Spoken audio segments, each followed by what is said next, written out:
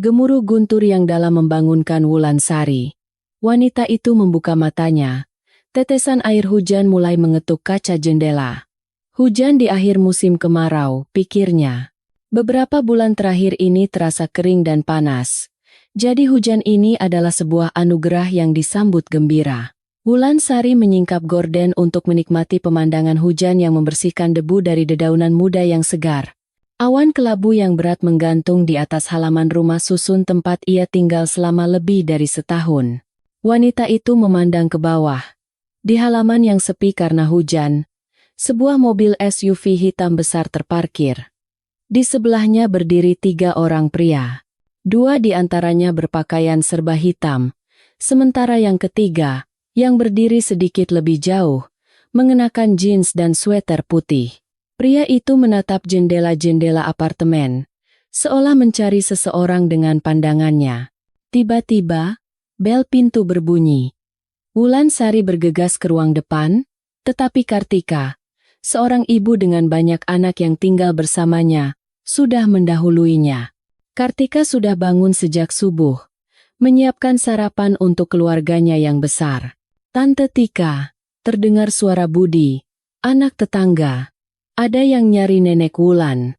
"Ayo cepat tante. Mobilnya keren banget." Om-omnya juga kelihatan serius. "Mereka kasih aku 20.000. "Tunggu, siapa yang datang?" "Om-om apa?" "Sela Kartika." "Gak tahu tante. Katanya suruh panggil Nenek Wulan. Mungkin mereka lagi nyari nenek." "Nih, aku dikasih 20.000. Budi menunjukkan selembar uang 20 ribuan kepada Kartika. Wulansari menatap Budi dengan heran. Ia sudah lama tidak mengharapkan kedatangan siapapun dan yakin tidak ada yang mencarinya. Kartika menoleh ke wanita tua itu dan bertanya, "Nek, apa nenek mengerti?" "Sama sekali tidak, Tika," jawab Wulansari. "Tapi memang ada mobil aneh di bawah, dan orang-orang yang tidak kukenal di dekatnya. Kalau begitu, nenek tunggu di sini. Biar saya turun lihat ada apa," kata Kartika dengan tegas, sambil mengenakan sandal dan menyampirkan kardigan tipis di atas daster rumahnya. Wanita itu keluar dari apartemen, menutup pintu di belakangnya, dan menuruni tangga. Budi mengikutinya dengan cepat. Wulan lahir di sebuah kota industri kecil di Jawa Barat, dalam keluarga biasa. Masa kecilnya tidak jauh berbeda dari teman-temannya. Sebagian besar pria di kotanya bekerja di pabrik baja. Satu-satunya perusahaan besar di sana, ayah Wulan, Bambang, juga seorang buruh pabrik. Ia menikahi Sumarni, ibu Wulan, segera setelah kembali dari wajib militer. Mereka saling mencintai sejak SMA dan memimpikan keluarga besar yang bahagia. Namun, takdir berkata lain. Setelah melahirkan Wulan, Sumarni tidak bisa hamil lagi. Sementara itu, Bambang sangat menginginkan seorang putra, bahkan beberapa putra. Ketidakpuasannya pada sang istri dan kekecewaannya karena tidak diberi pewaris seringkali meledak menjadi pertengkaran. Ayahnya akan mabuk dan berteriak seisi rumah, "Kamu itu mandul, tidak berguna. Buat apa anak perempuan ini? Sama tidak bergunanya sepertimu." Sumarni tidak berpendidikan tinggi dan bekerja di kantor pos. Tugas rumah tangganya adalah merawat anak dan suaminya. Ketika Bambang mengamuk, ia akan mencoba menenangkannya dengan mengeluarkan sebotol minuman keras yang disembunyikan. Ia selalu punya simpanan agar bisa menuangkannya tepat waktu untuk suaminya, mencegahnya berbuat lebih parah. Suaminya akan mabuk berat lalu tertidur. Barulah Sumarni dan Wulan bisa tidur dengan tenang di kamar Wulan. Di sekolah, prestasi Wulan biasa-biasa saja, nilainya pas-pasan, tetapi Sumarni selalu menasihati putrinya. "Kamu harus masuk SMK atau kursus, Nak, biar punya keahlian. Tanpa keahlian, hidup sekarang susah. Kamu bisa jadi penata rambut, koki, atau penjahit. Yang penting kamu harus bisa bekerja." Sumarni sangat berharap Wulan akan menjadi sandaran di hari tuanya. Bagaimanapun, Wulan adalah satu-satunya anak mereka. Tidak ada orang lain yang bisa diandalkan. Pekerjaan ayahnya berat dan berbahaya. Siapa yang tahu berapa lama lagi ia akan bertahan?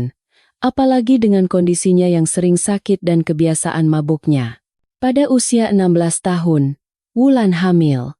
Selama beberapa bulan ia berhasil menyembunyikan aibnya, tetapi ketika perutnya mulai membesar, ia terpaksa mengaku pada ibunya. Dengan tubuh gemetar ketakutan, Sumarni memberitahu suaminya. Malam itu, teriakan dan makian Bambang terdengar oleh seluruh tetangga. Ia berteriak begitu keras hingga dinding seakan bergetar dan piring-piring di lemari berderak. Dasar anak sialan. Akan ku keluarkan semua dari perutmu.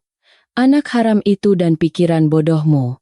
Ia mondar-mandir di apartemen, mengayunkan tangan ke arah putrinya, dan membanting barang-barang dengan marah. Kamu sudah mempermalukan keluarga. Apa kata orang nanti?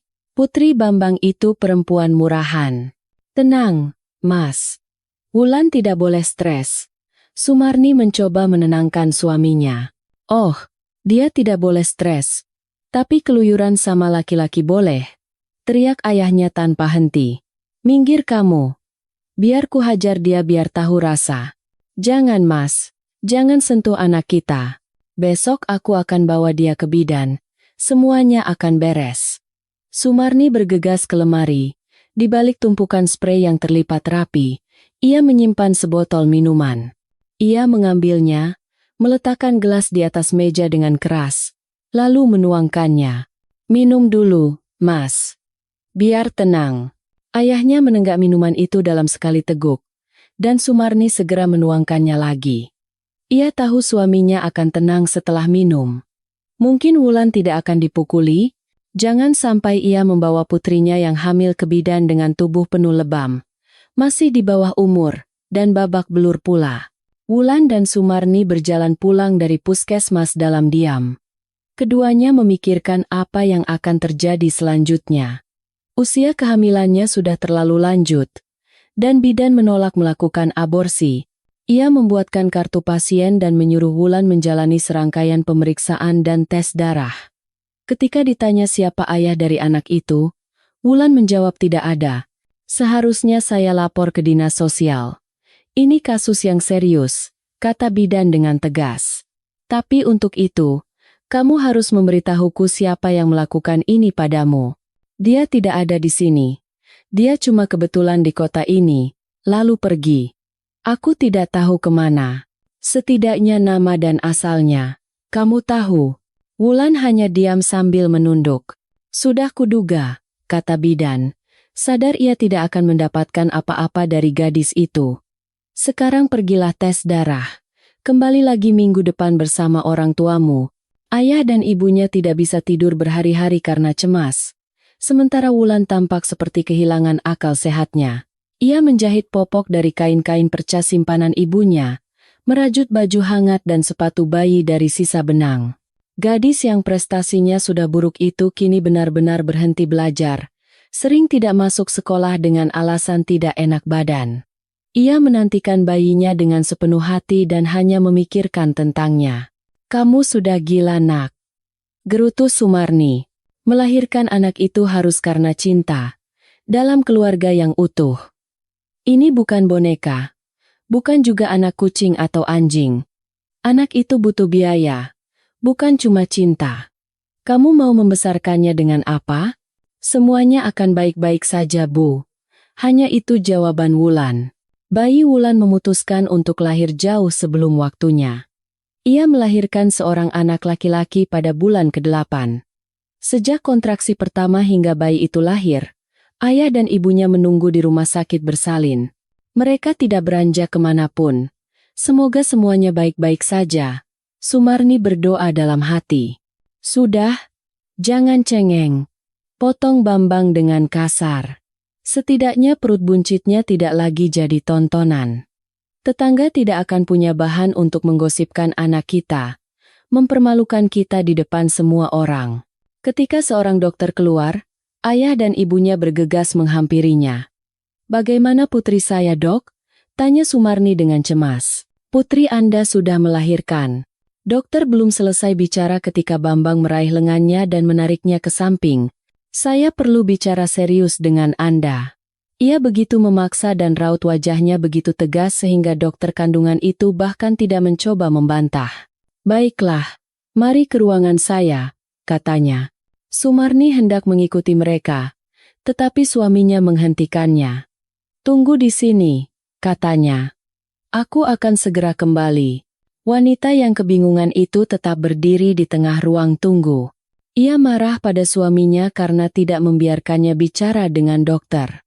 Benar kata orang, laki-laki tidak punya empati dalam situasi yang tidak mereka pahami. Mereka tidak pernah melahirkan, tidak tahu bagaimana rasanya mengandung dan melahirkan seorang manusia kecil. Ketika suaminya muncul di ambang pintu, Sumarni langsung bangkit dari kursinya. "Ada apa?" "Apa kata dokter?" tanyanya. "Anaknya lahir sakit. Prematur. Apalagi yang bisa dikatakan? Katanya mungkin tidak akan selamat." "Tidak selamat? Meninggal? Ya Tuhan. Bagaimana bisa?" Sumarni mulai meratap. "Kenapa jadi begini? Ayo pulang. Kita tidak dibutuhkan lagi di sini selagi Wulan tidur." Di rumah, Bambang duduk di dapur dengan sebotol minuman keras. Ia nyaris tidak bicara dengan istrinya, hanya minum dan sesekali menyantap acar.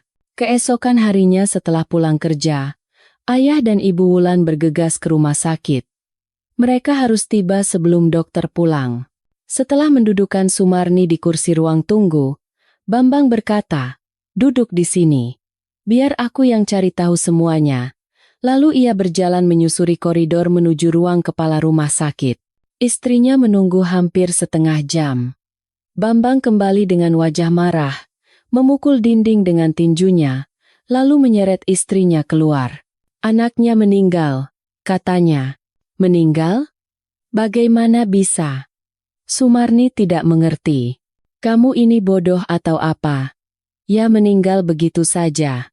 Prematur dan sakit, lalu meninggal. Titik." Bambang kesal dengan tingkah istrinya. Ia ingin segera meninggalkan rumah sakit dan minum di rumah. Masih ada sebotol minuman yang belum habis di kulkas. "Tunggu, Bambang. Di mana surat kematiannya? Apa kita akan dapat?" tanya Sumarni tiba-tiba. "Nanti dikasih pas kita jemput Wulan. Ayo jalan." Pria itu berjalan menuju pintu keluar, dan Sumarni mengikutinya dengan langkah kecil. Di rumah, wanita itu meluapkan tangisnya. Ia kasihan pada bayinya, kasihan pada putrinya. Kasihan karena mereka tidak menjadi kakek dan nenek. Ia tahu, meskipun Bambang selalu marah-marah dan menunjukkan ketidaksukaannya, di lubuk hatinya ia sangat mencintai Wulan, dan pasti akan mencintai cucunya juga. "Kita harus menguburkan bayi itu dengan layak," pikir Sumarni. Ia khawatir dengan kondisi putrinya sekarang. Pasti sudah diberitahu bahwa bayinya tidak selamat. Air mata mengalir deras seakan tiada henti. "Tuangkan aku minum, Mas. Kita doakan cucu kita yang sudah tiada." Wanita itu meletakkan satu gelas lagi di atas meja. 2 hari kemudian, orang tua Wulan menjemputnya dari rumah sakit. Ia pucat, kurus, dan tampak lelah. Wulan tidak menangis. Ia hanya berdiri diam di samping orang tuanya, menunggu barang-barangnya dikeluarkan. "Ambil surat kematiannya, Mas," pinta Sumarni pada suaminya, "dan tanyakan kapan jenazahnya bisa diambil untuk dimakamkan." "Aku tahu." Sebentar. Ia pergi, dan ketika kembali, ia berkata, "Ayo cepat pergi dari sini." "Ada apa?" tanya Sumarni, sambil menerima tas berisi barang-barang putrinya dari tangan suaminya. "Tidak ada apa-apa. Sudah kuurus. Ayo pergi." "Tapi mana suratnya? Jenazahnya?" Wanita itu terus bertanya. "Aku tadi marah-marah di sana. Emosiku meledak. Mereka tidak mau memberikan jenazahnya. Katanya tidak sesuai prosedur." Setelah keluar dari rumah sakit, Bambang berjalan dengan langkah lebar di trotoar, sementara Wulan dan Sumarni berusaha mengejarnya. "Kenapa tidak sesuai prosedur?" "Mana aku tahu. Aturan mereka memang begitu." "Lalu surat kematiannya?" "Seharusnya diberikan." "Sudah diberikan. Bambang berhenti dan menoleh ke istrinya. Diberikan. Tapi aku begitu marah karena mereka tidak mau menyerahkan jenazahnya. Sampai-sampai aku merobek surat itu dan melemparkannya ke wajah dokter. Dasar. Ya ampun, Mas. Kenapa kamu sekasar itu? Seharusnya diminta baik-baik. Bagaimana bisa bicara baik-baik dengan mereka? Mereka sudah membunuh anak itu. Cucuku. Mereka malah bilang kita yang salah karena tidak mendidik anak dengan baik. Makanya aku tidak bisa menahan diri. Di rumah, Wulan mengunci diri di kamarnya dan tidak mau keluar. Tak peduli seberapa keras ibunya memohon. Di kepalanya, suara tangisan bayi yang dilahirkannya terus terngiang. Ia mendengarnya dengan jelas. Seolah-olah bayi itu terbaring di sampingnya dan menangis. Wulan berhasil menyelesaikan SMA. Sekarang, teman-teman sekelasnya mengejeknya. Mereka memperlakukan Wulan dengan jijik dan tidak mau bergaul dengannya. Tentu saja, teman-temannya menatap masa depan dengan penuh harapan. Percaya bahwa semuanya berjalan sesuai rencana. Sebentar lagi mereka akan lulus, mendapatkan pekerjaan, lalu membangun keluarga yang bahagia. Segalanya seperti orang normal. Namun, hidup Wulan berbeda. Ia sudah memiliki hubungan dengan seorang pria yang sama sekali tidak mencintainya, dan ia pun tidak merasakan cinta padanya. Tidak ada yang tahu siapa yang menghamilinya, bahkan orang tuanya sendiri. Selain itu, Wulan telah merasakan bagaimana rasanya mengandung anak, meskipun ia tidak pernah menjadi seorang ibu.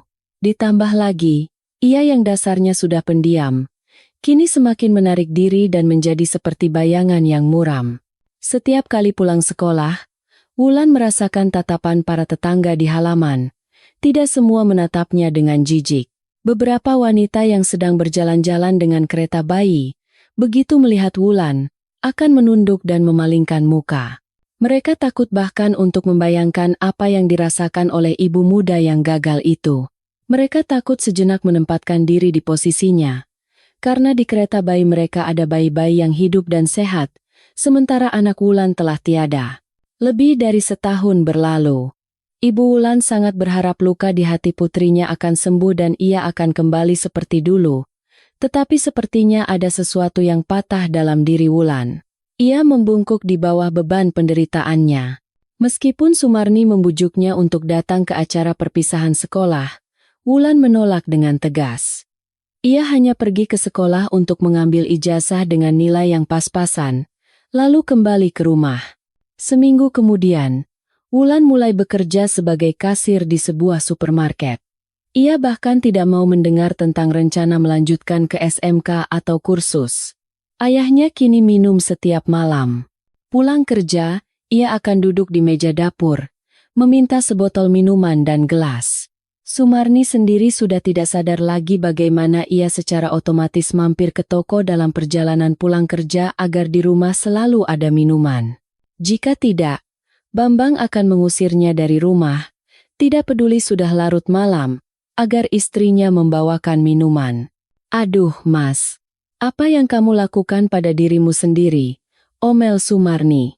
Sudah tidak muda lagi, nanti kesehatanmu rusak. Diam kamu, perempuan bodoh. Bentak suaminya. Minuman ini menenggelamkan dosaku.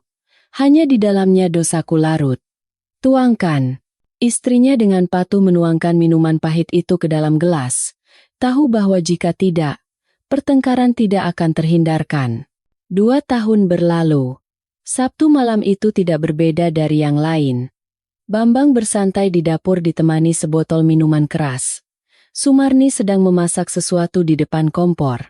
Sebentar lagi Wulan akan pulang kerja. Ia harus memberinya makan. Mas, sudahlah. Coba nonton TV sana, kata istrinya pada Bambang. Diam. Apa yang mau ditonton? Sinetron? Omong kosong semua. Kamu lebih baik jawab ini. Apa anak kita akan terus meratapi bayinya seumur hidup? Sudah waktunya dia menikah. Berapa lama lagi dia akan bergantung pada kita? Dia tidak bergantung padamu. Dia punya penghasilan sendiri, jawab Sumarni atas gerutuan suaminya. Perempuan itu butuh laki-laki. atau dia akan kehilangan dirinya sendiri. Tenanglah. Putri kita mengalami hal yang berat, jangan sampai ada yang mengalaminya.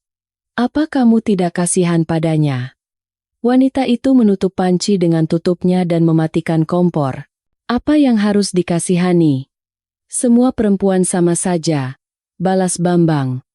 Ayam bodoh. Pria itu menenggak minumannya, sedikit meringis, dan menggigit sepotong acar. Dari ruang depan terdengar suara pintu terbuka.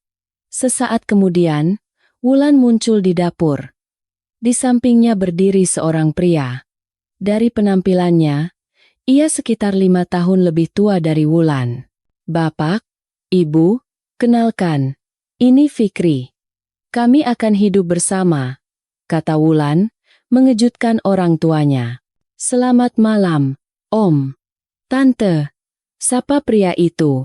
Bambang dan Sumarni menatap bergantian antara Wulan dan Fikri dengan heran. Mereka tidak menduga tindakan seperti itu dari putri mereka. Sumarni bahkan mengira putrinya tidak berkencan dengan siapapun, apalagi berencana menikah. Kapan semua ini terjadi? Bagus. Bambang mengulurkan tangan pada pria itu. Silakan masuk. Duduk. Bu. Siapkan makan malam. Ambilkan gelas lagi untuk tamu. Kita perlu bicara. Keluarga itu duduk untuk makan malam. Sumarni meletakkan piring-piring di atas meja, menyajikan mie goreng dengan telur, lalu duduk. Wulan makan dalam diam dengan mata tertunduk, seolah tidak peduli dengan apa yang sedang terjadi. Mari, untuk perkenalan, ayah Wulan mengangkat gelasnya, dan Fikri mengikutinya, menenggak minumannya dalam sekali teguk. Sudah berapa lama kalian pacaran? Sudah seminggu, Pak, kata Wulan sambil mengaduk-aduk mie di piringnya. Cepat sekali. Bambang menggaruk kepalanya dan menuang minuman lagi. Dan sudah memutuskan untuk menikah? Tidak. Kami tidak akan mengadakan pesta pernikahan. Jawab Wulan. Kenapa begitu? Kami pikir tidak ada gunanya menghabiskan uang untuk memberi makan orang-orang yang tidak kami kenal di pesta. Calon menantu itu ikut bicara. Toh hadiahnya paling-paling cuma set piring atau spray. Buat apa mengumpulkan banyak orang yang tidak berguna? Wah, sudah dihitung-hitung ya. Bambang marah. Jadi menurut kalian hidup tanpa pesta pernikahan itu normal? Sangat normal. Jawab Fikri, lalu minum lagi. Lihat kelakuan mereka ini, lanjut ayah Wulan yang sudah mulai mabuk. Nanti di pabrik aku diejek karena menikahkan anak tapi tidak traktir teman-teman. Kalau begitu, Pak Bambang saja yang traktir rekan-rekan kerja Bapak, untuk merayakan kebahagiaan kami, kata pria itu. Ajak mereka makan-makan di mana gitu, minum-minum, apa hubungannya dengan kami? Kami? Bambang menatap tajam calon menantunya, lalu menggebrak meja hingga piring-piring berloncatan. Gelas kosong Fikri terguling, jatuh ke lantai dan pecah. Sumarni bergegas mengambil sapu dan pengki untuk membersihkan pecahan kaca. Hei! Bentak ayahnya. Di sini aku yang memutuskan siapa berhubungan dengan siapa. Tenang, Mas. Sumarni mencoba menenangkan suaminya, menyadari bahwa percikan kemarahan ini bisa menjadi pertengkaran serius. Jangan sampai calon menantu dan mertua berkelahi di sini. Bambang minum lagi, sedikit tenang, lalu melanjutkan pembicaraan. Lalu kalian akan tinggal di mana? Pak, Fikri punya apartemen studio sendiri. Cukup untuk kami, jawab Wulan. Sepertinya ia tidak menunjukkan emosi sama sekali. Ia tidak bereaksi terhadap ketidakpuasan ayahnya. Ia tampak acuh tak acuh. Gadis itu dengan tenang bangkit dari meja, menyeduh teh, dan meletakkannya di depan Fikri dan Bambang. Lebih baik minum teh saja. Nanti kalian berdua mabuk. Jadi punya tempat tinggal ya? Bagus, Bambang menyetujui. Kamu kerja di mana? Jangan-jangan di pabrik juga? Maaf Pak. Pabrik bukan tempat saya, jawab Fikri. Saya punya kios di pasar. Jual pakaian. Saya bolak-balik ke Jakarta, beli murah, jual lebih mahal. Jadi kamu calo, ya? Potong Bambang. Kenapa langsung dibilang calo? Bantah Fikri. Saya ini pengusaha. Sama saja. Ayahnya melambaikan tangan. Ia terdiam sejenak, lalu dengan nada yang lebih damai bertanya, "Kalian saling cinta, Pak Bambang?" "Cinta bukan hal utama sekarang," jawab Fikri. "Yang lebih penting adalah suami istri saling percaya, mendukung, dan mencari uang. Zaman dulu, perempuan dinikahkan tanpa cinta, dan tidak apa-apa. Keluarganya kuat, sejahtera, punya segalanya. Jangan samakan." Bambang mengacungkan jari telunjuknya. "Zaman dulu, orang tua yang memilihkan jodoh untuk anak perempuannya. Sedangkan kamu, entah dari mana datangnya. Kami tidak tahu apa-apa tentangmu, tapi harus merelakan putri kami." Fikri bersandar di kursi dan tersenyum sinis. "Silakan bertanya. Saya akan jawab semua pertanyaan." Bambang meraih botol. "Sudah kosong." "Bu, ambilkan minum lagi. Di mana kamu sembunyikan?" perintahnya pada Sumarni. "Sudah cukup, Mas. Besok kepalamu pusing. Nanti minta obat." Istrinya mencoba membujuk. "Ku bilang ambil, ya ambil." Ia menatap istrinya dengan galak, dan Sumarni bergegas ke kamar untuk mengambil botol yang disembunyikan di lemari. Di luar sudah gelap. Jarum jam mendekati tengah malam. Tetapi acara duduk-duduk itu masih berlanjut. Berdiri di dekat dinding, Wulan mengamati bagaimana ayahnya dan Fikri mendiskusikan masa depannya. Sementara itu, mereka tidak lupa menenggak minuman. Sumarni yang khawatir terus-menerus menyajikan camilan. Akhirnya, ayahnya dengan suara cadel berkata, "Lakukan apa yang kalian mau, hiduplah. Kulihat kamu ini anak yang cerdas, pemikiranmu bagus. Bagaimana kalau kami, aku dan ibunya, setidaknya mengadakan syukuran kecil di rumah? Silakan saja. Kami tidak keberatan, bahkan akan hadir sebentar," setuju Fikri. "Benar kan, Wulan?" Wulan mengangkat bahu. Ia tidak peduli. Saat berpamitan, calon menantu dan mertua itu berpelukan lama di lorong dan berjabat tangan, nyaris tidak bisa berdiri tegak sambil berpegangan pada dinding. Begitulah pertunangan itu terjadi, dan Wulan menjadi seorang calon pengantin. Sebulan kemudian, sekitar 20 orang berkumpul di apartemen mereka. Di meja makan duduk teman-teman kerja Bambang dan kepala bagiannya, yang berkat koneksinya di KUA, membantu agar pernikahan mereka dipercepat. Ada juga beberapa kerabat jauh Sumarni.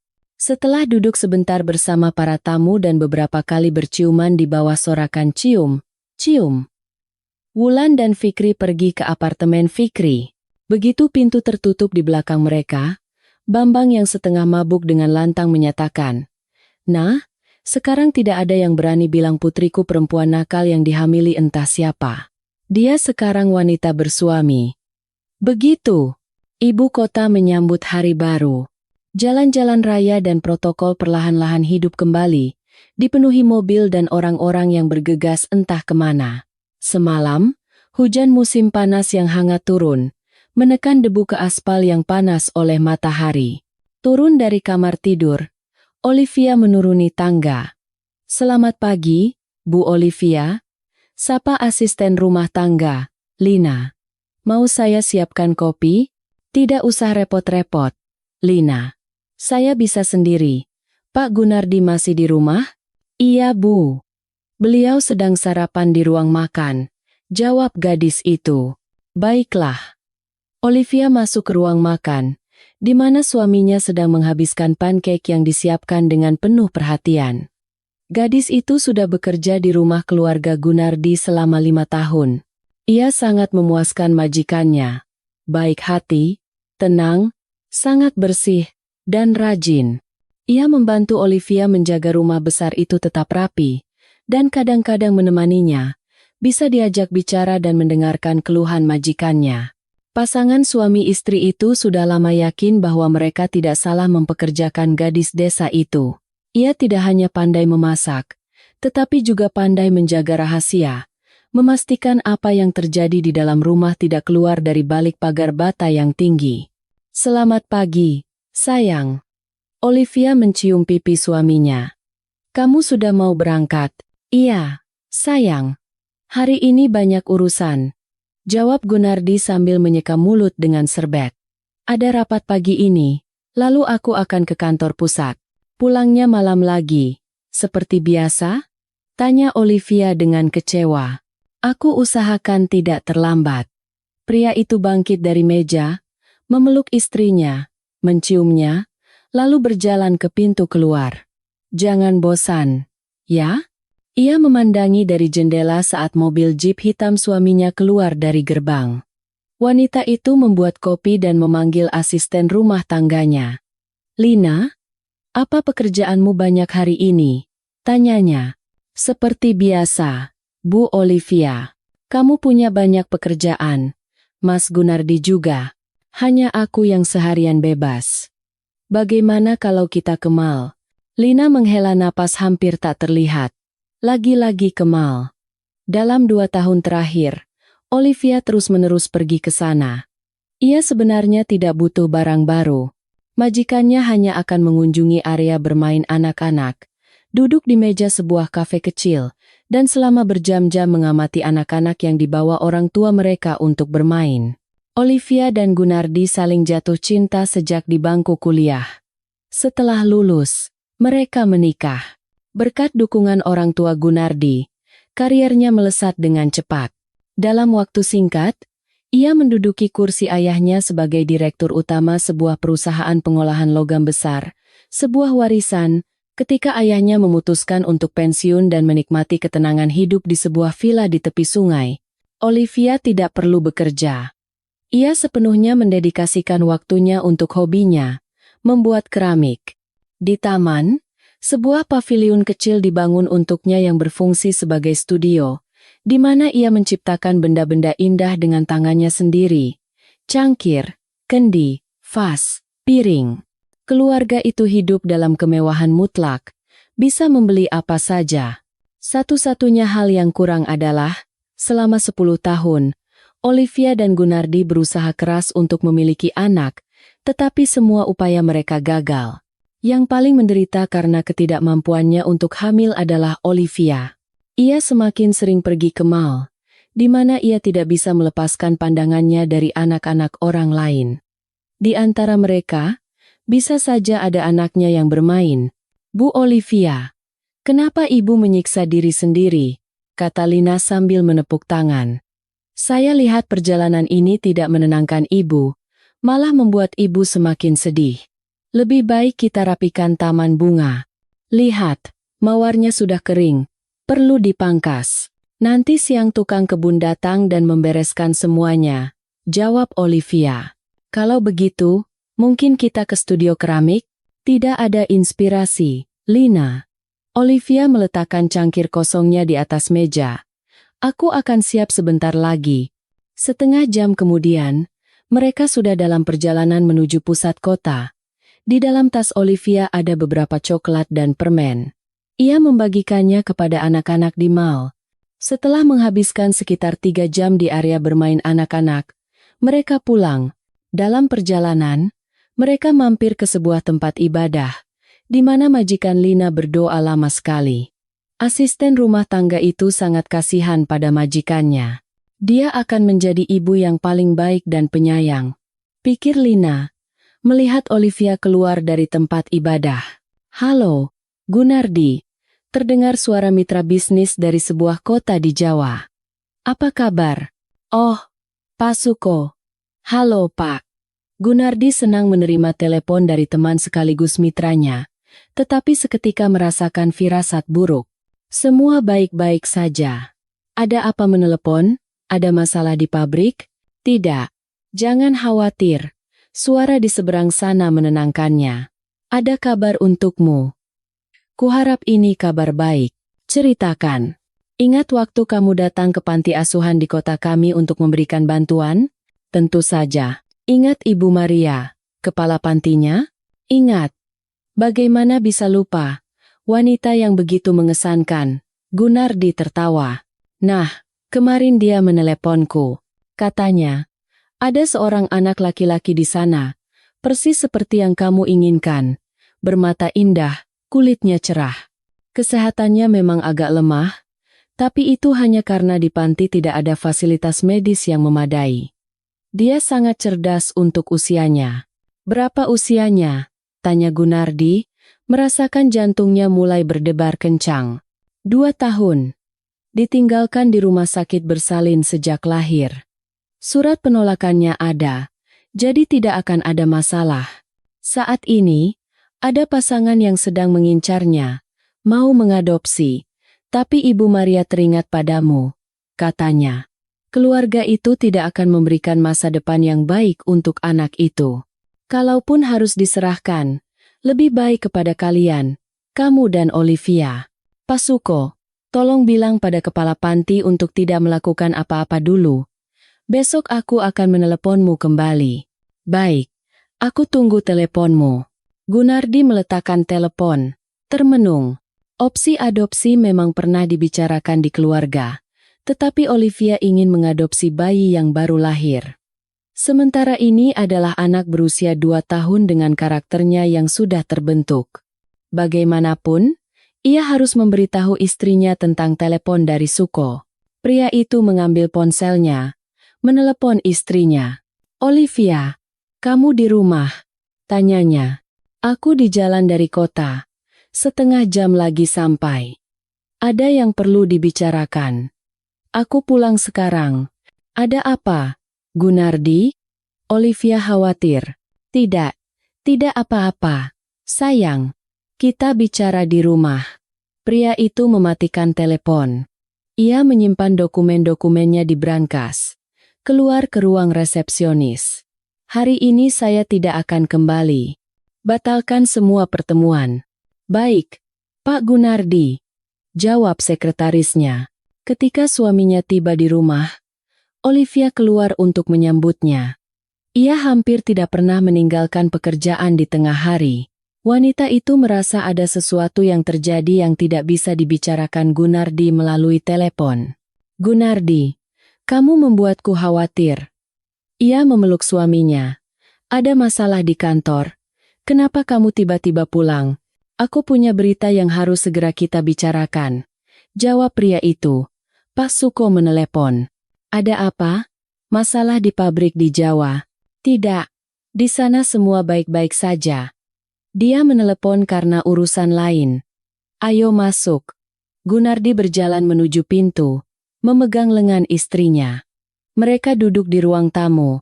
Lina membawa teh dan meletakkannya di meja di depan mereka. Olivia menatap Gunardi dengan saksama, menunggu berita. Katakan, apa kamu masih memikirkan untuk mengadopsi anak? Tanyanya pelan, menatap istrinya dengan lekat. Gunardi, kamu pulang di tengah hari kerja hanya untuk menanyakan ini padaku? Mata Olivia menunjukkan kebingungan, kegelisahan, dan keterkejutan. Kita bisa membicarakannya malam ini. Tidak bisa. Pak Suko menelepon. Di panti asuhan di kotanya ada seorang anak laki-laki. Katanya sangat cerdas dan tampan. Ya Tuhan, Gunardi. Di panti asuhan manapun pasti ada anak yang cerdas dan tampan. Seru Olivia. Kenapa harus di kota itu? Aku tidak tahu, Olivia.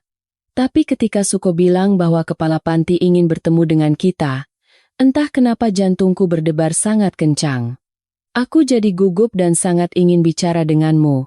Masalahnya, ada keluarga dari kota itu yang ingin mengadopsinya. Kamu tahu sendiri, itu kota kecil, provinsi. Anak itu tidak akan mendapatkan pendidikan yang baik, tidak ada prospek. Dia akan tumbuh di keluarga pekerja. Apa yang bisa mereka berikan padanya? Jadi kamu mau mengurusi pendidikan anak orang lain? Hanya itu yang kamu mau? Olivia marah. Kamu salah paham. Aku ingin membesarkan seorang putra. Aku ingin memberinya semua yang terbaik, termasuk cinta dan perhatian seorang ayah. Bukankah kamu juga menginginkan hal yang sama? Tapi kita kan maunya bayi. Olivia, 2 tahun itu masih sangat kecil. Kita bisa membesarkannya seperti anak kandung. Dia akan menjadi anak kandung kita, dan tidak akan pernah tahu bahwa dia diadopsi. Wanita itu berdiri dan berjalan ke jendela. Pandangannya jatuh ke halaman rumput di taman. Di sana bisa saja putra mereka bermain. "Kapan kita harus pergi?" tanyanya tanpa berbalik. "Secepat mungkin," jawab suaminya. "Aku akan menelepon bandara dan memesan tiket." Pagi harinya, mereka sudah berangkat untuk bertemu dengan anak laki-laki yang mungkin akan menjadi putra mereka.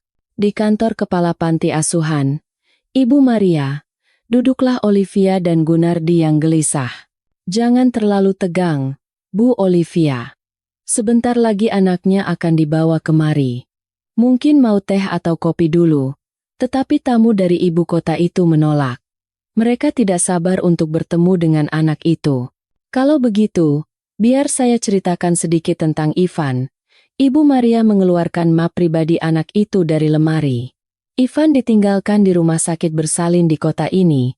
Ibunya, seorang gadis berusia 16 tahun bernama Wulansari, menulis surat penolakan. Anak itu lahir prematur. Selama sebulan ia dirawat oleh dokter, kemudian dipindahkan ke rumah sakit anak kota, sesuai prosedur. Lalu masuk ke panti kami.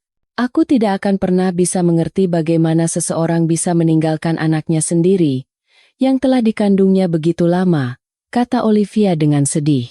"Situasinya berbeda-beda, Bu Olivia," kata kepala panti. "Tidak semua orang siap menjadi ibu. Dalam kasus seperti itu, lebih baik dibesarkan oleh orang lain daripada oleh ibu yang tidak menginginkannya." "Ya," desa Olivia. "Dan ibu yang malang itu tidak akan mencari anaknya nanti? Sampai sekarang tidak pernah muncul," jawab Ibu Maria. "Kami terus berhubungan dengan bagian persalinan. Anda tahu, dari sanalah anak-anak ini datang kepada kami. Tidak ada yang pernah bertanya, tidak ada yang mencari Ivan." "Ivan? Siapa yang memberinya nama itu?" tanya Gunardi. "Kami yang memberinya nama itu," jawab kepala panti, lalu segera menambahkan, "tapi jika Anda tidak suka, Anda bisa mengganti dokumennya. Anda punya hak untuk itu." "Kami akan pikirkan," kata pria itu. Seorang pengasuh masuk ke ruangan, menuntun seorang anak laki-laki. Ia sedang menarik mobil-mobilan dengan seutas tali. Pasangan Gunardi menatap anak itu dengan saksama. Berambut terang, dengan mata biru yang indah, Ivan seolah-olah keluar dari halaman buku cerita anak-anak. Persis seperti yang digambarkan oleh para ilustrator dalam puisi dan cerita anak-anak. Olivia yang pertama kali mendekati anak itu. "Halo, namamu siapa?" tanyanya sambil berjongkok di sampingnya. "Ivan." Anak itu sama sekali tidak takut pada tante asing itu. "Namaku Tante Olivia. Dan ini Om Gunardi." Anak itu mengalihkan pandangannya ke pria itu. "Berapa umurmu, Ivan?" tanya Olivia. Anak itu mengulurkan tangannya ke depan, menunjukkan 2 jari, dan dengan lantang berkata, "2." Orang-orang dewasa yang hadir tertawa.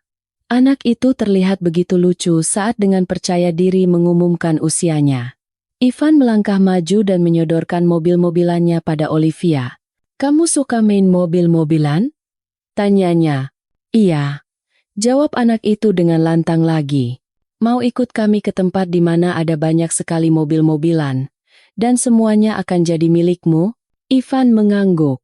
Ia sama sekali tidak takut pada orang-orang dewasa yang memperhatikannya dengan saksama. Ia tampak lugu dan percaya diri. Olivia menyadari, jika ia bertemu dengannya dalam keadaan lain, ia tidak akan pernah mengira bahwa ia adalah anak yang ditinggalkan ibunya dan dibesarkan di panti asuhan. Ia punya gambaran yang sangat berbeda tentang anak yatim. Ketika Ivan dibawa pergi, Gunardi dan Olivia saling berpandangan. Selama 10 tahun pernikahan, mereka hampir tidak pernah berdebat. Pendapat mereka tentang berbagai hal selalu sama secara menakjubkan. Begitu juga kali ini. Di mata Gunardi terbaca, "Ini anak kita." Dan tatapan Olivia menjawab, "Kita akan mencintainya lebih dari hidup kita sendiri." Sekembalinya ke rumah, mereka mulai bersiap menjadi orang tua Ivan. Gunardi memerintahkan para pengacaranya untuk mengumpulkan dan mengurus semua dokumen, menyelesaikan semua urusan hukum dengan panti asuhan. Sementara Olivia hampir gila karena antisipasi bahwa akhirnya ia akan memiliki seorang putra. Lina, hari ini juga, bereskan kamar tidur di sebelah kamar kita. Bilang pada satpam untuk memindahkan semua perabotan dari sana. Kita akan beli yang baru, cuci bersih semuanya, termasuk jendela. Kita harus merenovasinya dengan cepat. Itu akan jadi kamar Ivan. Baik, Bu Olivia. Semua akan saya kerjakan. Kita harus cari tim renovasi yang bagus, kata Olivia dengan cemas. Keesokan harinya, para pekerja sudah sibuk di kamar anak-anak, sementara Olivia di ruang tamu menerima salah satu desainer interior terbaik di ibu kota. Seorang pria muda dengan blazer modis dan rambut dikuncir kecil menunjukkan kemungkinan desain di atas kertas. Kemarin, istri Gunardi meneleponnya, meminta untuk membuat desain dan mendekorasi kamar anak secepat mungkin. Pria itu bekerja semalaman dan kini dengan bangga dan sedikit gugup menunjukkan pilihannya kepada kliennya. Aku suka yang ini. Olivia menyodorkan selembar kertas dengan gambar kamar berwarna biru langit yang lembut kepada desainer. Pilihan yang bagus. Banyak cahaya, ruang, dan udara. Hanya saja, Bu Olivia, semua perabotannya dibuat khusus. Ini akan memakan waktu. Berapa lama? Potong wanita itu. Saya kira sekitar sebulan. Aku beri kamu 2 minggu. Semuanya harus siap saat itu. Baik, Bu. Suara pria itu terdengar tidak terlalu yakin. Alexei, jika perlu biaya tambahan untuk kecepatan, sebutkan saja jumlahnya. Yang penting, saat putra kami datang, kamarnya sudah siap. Saya mengerti, Bu Olivia. Akan saya kerjakan semuanya. Selama 2 minggu, sementara para pengacara dan desainer mengerjakan tugas mereka, Olivia seperti orang kesetanan berlarian di antara toko-toko dan pusat perbelanjaan. Lina, ayo siap-siap. Kita ke mall, katanya. Nyaris belum sempat menghabiskan secangkir kopi paginya. Bu Olivia, kenapa kita harus menghabiskan begitu banyak waktu di kota setiap hari? Kan bisa pesan semuanya lewat internet. Asisten rumah tangga itu mencoba menolak. Kamu tidak mengerti, Lina. Aku ingin memilih semuanya sendiri. Aku ingin menjadi yang pertama memegang mainan dan pakaian yang akan menjadi milik Ivan. Lina menghela napas dan mengikuti majikannya ke mobil untuk sekali lagi pergi ke pusat perbelanjaan, di mana Olivia memborong mainan, baju hangat, setelan, kaos, sepatu semua yang membangkitkan badai emosi dalam dirinya. 2 minggu kemudian, Gunardi berangkat ke kota kecil itu untuk menjemput Ivan. Olivia menunggu di rumah. Gelisah. Ia takut anak itu tidak akan menyukai orang tua barunya. Takut hubungan mereka tidak akan berjalan baik. Untuk mengusir keraguannya, wanita itu mencoba membayangkan hari-hari bahagia yang akan mereka habiskan bersama sebagai keluarga. Berlibur ke laut, mengajari anak itu bermain ski dan seluncur es. Ketika suaminya menelepon dari bandara dan mengatakan bahwa mereka sudah mendarat dan dalam perjalanan pulang, Olivia keluar ke taman. Taman itu dihias indah dengan balon-balon dan lampion. Di halaman rumput, berdiri sebuah mobil jeep merah besar dengan baterai aki, dan di sebelahnya ada sepeda roda 3. Menurutmu, Lina, Ivan akan suka? Tanya majikan itu. Jangan khawatir, Bu Olivia. Ibu dan Pak Gunardi akan menjadi orang tua terbaik di dunia. Jangan cemas sama sekali. Waktu terasa berjalan sangat lambat hingga kedatangan suami dan Ivan. Akhirnya, mobil Gunardi masuk ke halaman. Olivia menghampiri suami dan anak laki-laki yang digandengnya. Halo, Ivan. Kamu ingat aku? Tanya Olivia. Iya, jawab anak itu. Anak baik. Wanita itu memeluk anak itu. Air mata berlinang di matanya. Saat itu, ia merasa sedang memeluk kebahagiaannya sendiri dan siap melakukan apa saja agar Ivan memiliki masa kecil yang penuh kenangan indah. Anak itu, secara mengejutkan, beradaptasi dengan mudah di keluarga barunya. Ia tidak pernah rewel, sangat ingin tahu, dan dengan senang hati ikut serta dalam semua kegiatan orang dewasa. Ia selalu berada di sekitar Lina di dapur, dan Lina tanpa henti memasak pancake lezat untuknya, membuat siomay, dan memanggang pai apel. Di taman, Ivan mengajak satpam dan tukang kebun bermain. Ia dengan lincah mengendarai jeepnya di jalan setapak, mengejar para pegawai yang berlarian. Di musim dingin, halaman rumput diubah menjadi gelanggang es untuk Ivan. Gunardi dan Olivia mengajarinya berseluncur, dan setelah itu mereka semua minum teh panas dengan kue almond yang lezat. Pasangan itu bahagia. Mereka telah menemukan apa yang hilang dalam hidup mereka. Ketika Ivan memanggil Gunardi papa, pria itu bahkan tidak menyembunyikan air mata kebahagiaannya. Sambil menggendong anak itu, ia berlari di taman dan terus mengulang, "Katakan lagi, panggil aku apa tadi?" 3 tahun berlalu. Keluarga itu merayakan ulang tahun kelima putra mereka dengan meriah. Anak-anak teman dan mitra bisnis diundang. Pesta piknik yang ceria diadakan di taman, yang dihias mewah dengan balon-balon. Anak-anak dihibur oleh badut dan boneka maskot. Di teras, dengan kedatangan setiap tamu baru, tumpukan kotak kado warna-warni semakin tinggi. Ivan sangat bahagia. Olivia dan Gunardi menyambut tamu yang tak henti-hentinya berkata, "Putra Anda luar biasa." Para pelayan mengedarkan gelas sampanye dan makanan ringan. Sebagai penutup pesta, kembang api meledak di langit di atas taman keluarga Gunardi, membuat para tamu kecil terpesona. Ketika para tamu sudah pulang, Gunardi sendiri yang menidurkan Ivan. Sebelum tidur, putranya membuatnya berjanji bahwa besok mereka akan membuka kado bersama-sama. Setelah menyelimuti putranya dengan selimut lembut, Gunardi keluar dari kamar anak-anak dan turun ke ruang tamu. Olivia duduk di kursi, memijat pelipisnya. "Kamu tidak enak badan, sayang?" tanya Gunardi. "Kepalaku sakit dan pusing," keluh istrinya. "Mungkin terlalu banyak minum sampanye. Terlalu tegang saja." "Kamu yakin?" "Iya. Nanti aku minum obat dan tidur. Besok pagi pasti sudah baik-baik saja. Ayo ke kamar." Namun, keesokan paginya kondisi Olivia tidak membaik. Gunardi menunda semua urusannya dan membawa istrinya ke rumah sakit. Hari itu akan selalu ia ingat seumur hidupnya. Dokter keluarga Gunardi keluar menemui Gunardi dengan ekspresi misterius. "Ada apa dengannya?" tanya Gunardi. "Dia sakit?" "Sama sekali tidak." Dokter itu tersenyum. "Sangat sehat. Hanya sedikit hamil." Gunardi tidak langsung mengerti maksud dokter. Ia menatapnya seolah-olah sedang melihat hantu yang muncul di tengah malam untuk menipunya. "Sedikit apa?" tanyanya lagi. "Pak Gunardi, saya sudah merawat keluarga Anda selama bertahun-tahun, sama seperti saya merawat kesehatan almarhum ayah Anda.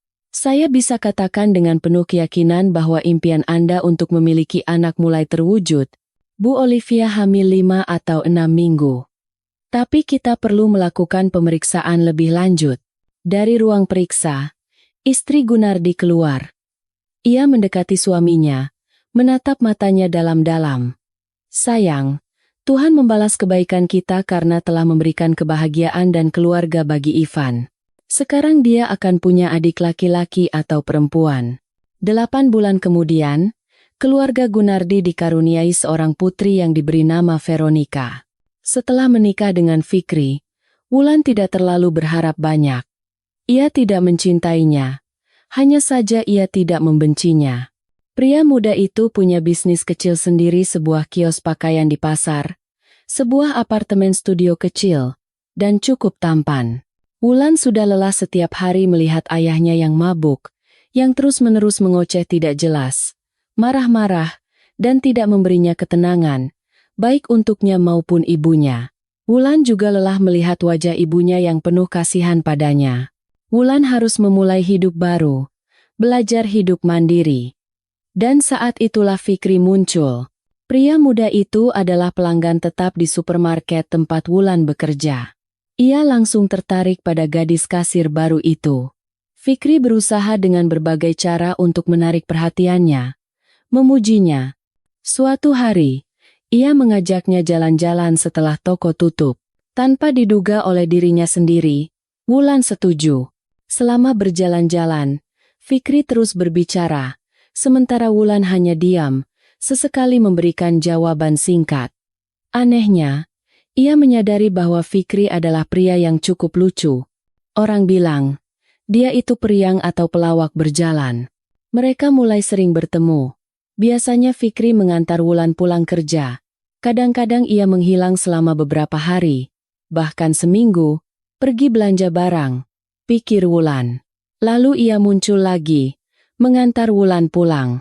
Suatu hari, saat berpisah di depan pintu apartemen, Fikri berkata, "Aku merasa sangat nyaman denganmu.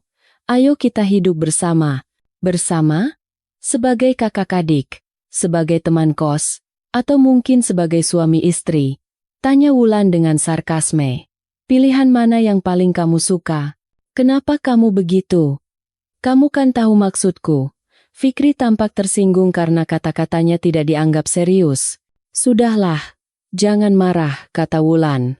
Tak lama kemudian, mereka menghadap orang tua Wulan dan menyatakan niat mereka untuk membentuk keluarga baru. Sebulan setelah itu, mereka menikah. Awalnya, kehidupan bersama Fikri bahkan membawa kebahagiaan bagi Wulan. Suaminya lucu, mereka selalu jalan-jalan ke suatu tempat, nonton bioskop, ke kafe, atau piknik. Bulan-bulan berlalu dengan cepat. Wulan berhenti dari supermarket dan mulai berdagang di kios Fikri di pasar. Buat apa membayar pegawai kalau kamu bisa menjualnya sendiri? Kamu tidak akan menipu, dan semua uang masuk ke rumah, bujuk suaminya. Wulan menyerah pada bujukannya, tetapi ia menyesalinya pada musim dingin pertama. Udara dingin yang menusuk memaksanya mengenakan berlapis-lapis pakaian, membungkus diri dengan syal dan selendang agar tidak kedinginan berdiri seharian di kios. Sabar sedikit, kita kumpulkan uang. Nanti kita sewa tempat di mall, bujuk Fikri. Tapi bagi Wulan, rasanya musim dingin tidak akan pernah berakhir, dan uang tidak akan pernah terkumpul. Untuk menghangatkan diri di tengah cuaca dingin, ia mulai minum. Suatu hari, tetangga kiosnya yang menjual pakaian dalam wanita menawarinya sebotol kecil minuman keras. Minum sedikit, langsung terasa hangat di seluruh tubuh. Tak lama, Wulan sudah membawa botol kecil yang sama di tasnya setiap kali berangkat kerja. Suatu hari, pulang kerja, Wulan mendapati suaminya di dapur. Di atas meja hanya ada sebotol minuman dan sebuah gelas. "Fik, kenapa kamu minum tanpa lauk?" tanya Wulan. "Tidak baik minum begitu saja." Lidah Wulan sedikit kaku. Ia membuka kulkas, mengambil sosis, dan meletakkannya di depan suaminya. "Dasar, tidak akan pernah menghangatkan makanan sendiri." Sebuah panci berisi sup muncul di atas kompor. "Ada acara apa hari ini?" "Suamiku? Pesta apa ini?" Fikri mengangkat wajahnya yang sayu ke arahnya, lalu menggebrak meja dengan keras. Wulan sampai terlonjak kaget. "Ada apa denganmu?" tanyanya ketakutan. "Dasar perempuan pembohong, menjijikkan." Fikri bangkit dari kursinya. Seluruh penampilannya mengancam dan marah. "Ada apa, Fik? Ada apa?" Wulan mundur. "Kamu menipuku selama ini." Suaminya meluap-luap. "Pertengkaran jelas akan terjadi. Aku kira kamu gadis yang sederhana, pendiam, normal. Ternyata sejak SMA kamu sudah sering main dengan laki-laki. Bukan cuma main tapi sampai hamil anak entah dari siapa. Sialan." Sebuah tamparan keras seketika menyadarkan Wulan. Ia memegangi pipinya yang panas karena pukulan itu dan menatap suaminya dengan ketakutan. Rasa takut berganti menjadi sakit hati, yang kemudian meledak menjadi tangisan. Wulan mengunci diri di kamar mandi dan menangis selama 1 jam.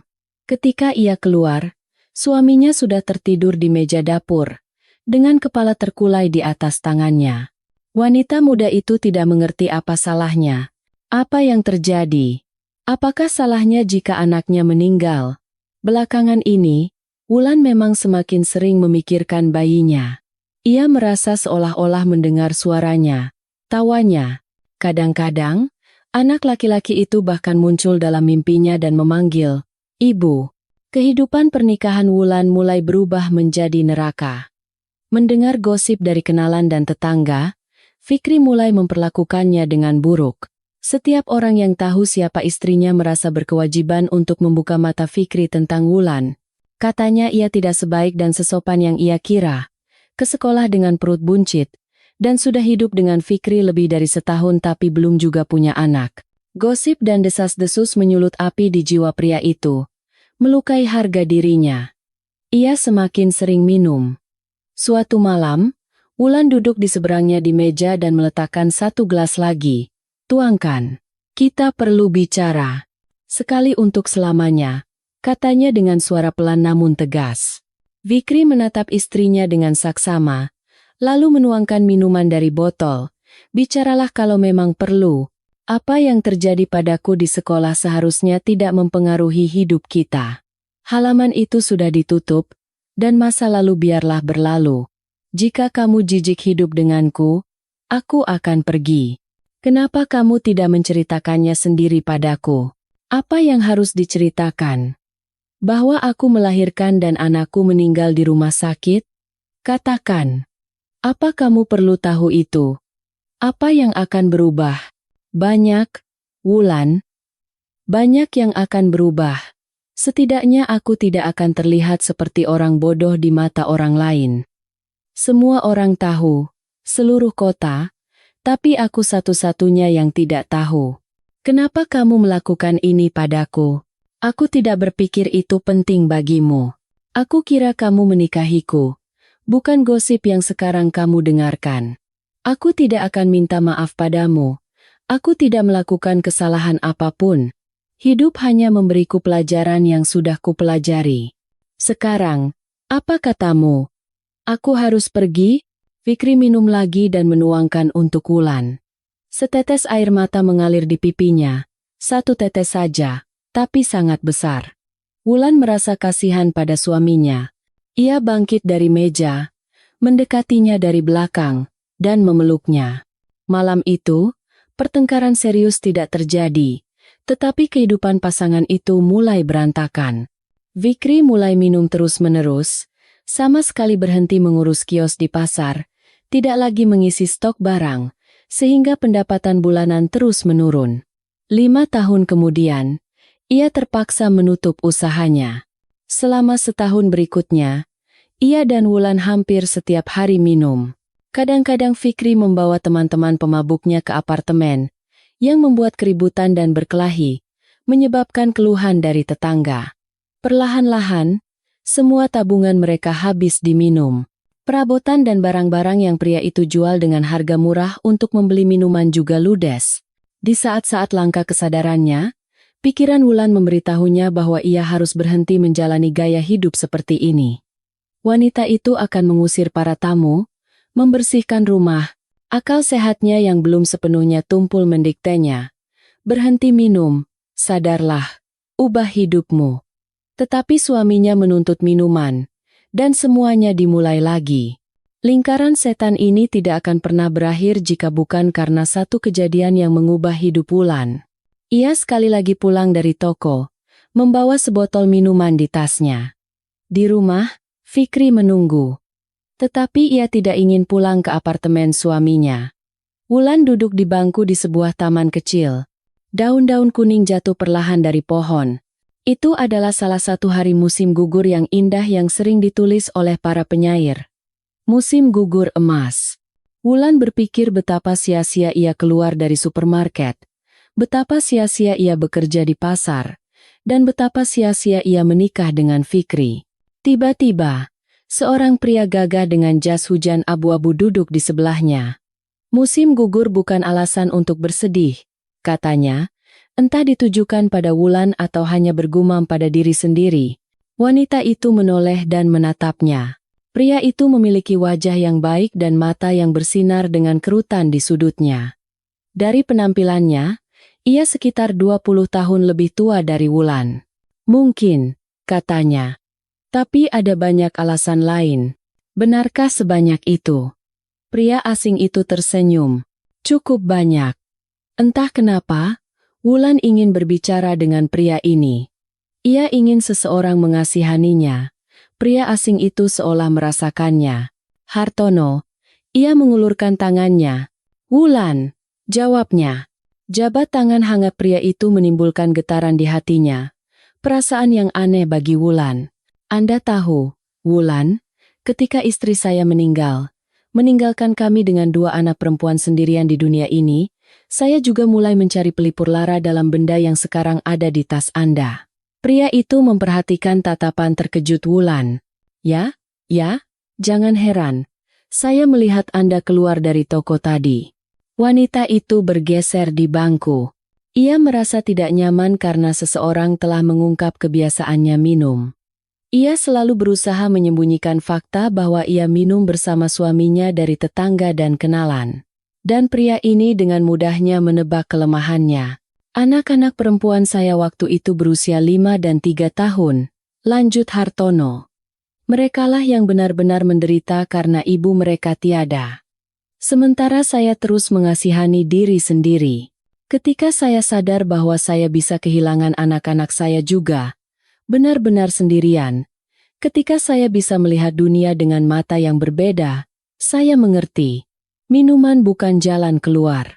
Hidup harus dijalani demi mereka yang mencintaimu, yang berharap padamu.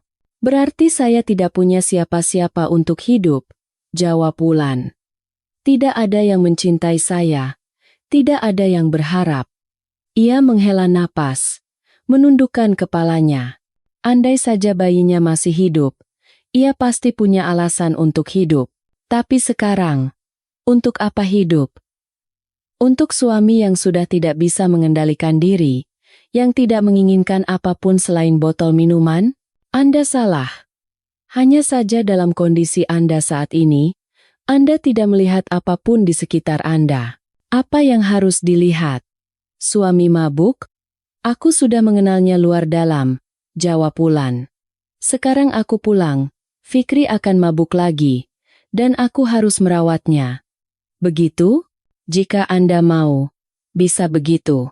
Tapi bisa juga dengan cara lain, kata Hartono dengan suara tenang. Anda wanita muda yang cantik, kenapa Anda membiarkan hidup Anda hancur? Ini bahkan tidak bisa disebut hidup. Wulan semakin tertarik berbicara dengan Hartono. Ia sendiri mengerti semua itu, tetapi selama ini ia tidak pernah mendapat dukungan, keberadaan yang hampa. Dan Anda sekarang sama sekali tidak minum. Setelah istri Anda meninggal, kenapa tidak minum? Jawab pria itu. Di hari raya, saya bisa minum sedikit dengan makanan yang enak. Saya suka sate dengan anggur merah atau kopi. Itu kan hal yang sakral.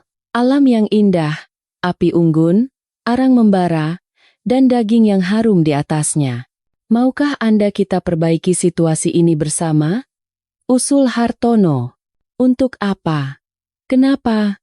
Wulan merasa tidak enak, seolah-olah ia yang meminta-minta, memaksakan diri pada orang baik ini. Lihatlah cuacanya yang indah. Dan saya sendiri sudah rindu piknik. Setuju ya? Percayalah, Anda sangat membutuhkannya sekarang. Baiklah, kata wanita itu dengan ragu. Setuju. Besok jam 1 siang kita bertemu di sini. Kita pergi ke sungai. Pria itu bangkit dan mengulurkan tangannya pada Wulan. Sampai besok, jawabnya sambil tersenyum. Hartono berbalik dan berjalan menyusuri jalan setapak. Untuk beberapa saat, Wulan memandangi punggung pria yang luar biasa itu, menyadari bahwa tidak ada yang terjadi begitu saja dalam hidup. Jika takdir tiba-tiba mempertemukannya dengan pria ini, berarti ini adalah sebuah pertanda. Sepanjang perjalanan pulang, Wulan tersenyum tanpa sadar. Sudah lama ia tidak merasa begitu ringan dan tenang. Ia kembali ke rumah dengan suasana hati yang baik. Bahkan Fikri yang mabuk, dengan rambut acak-acakan, kaos robek, dan celana melorot, tidak bisa merusaknya. Sambil meletakkan botol di depannya, Wulan berkata dengan lantang, "Nih, Mabuklah sepuasnya. Sini duduk, temani aku, gumam suaminya. Persetan. Wulan mengunci diri di kamar mandi dan berdiri lama di bawah pancuran.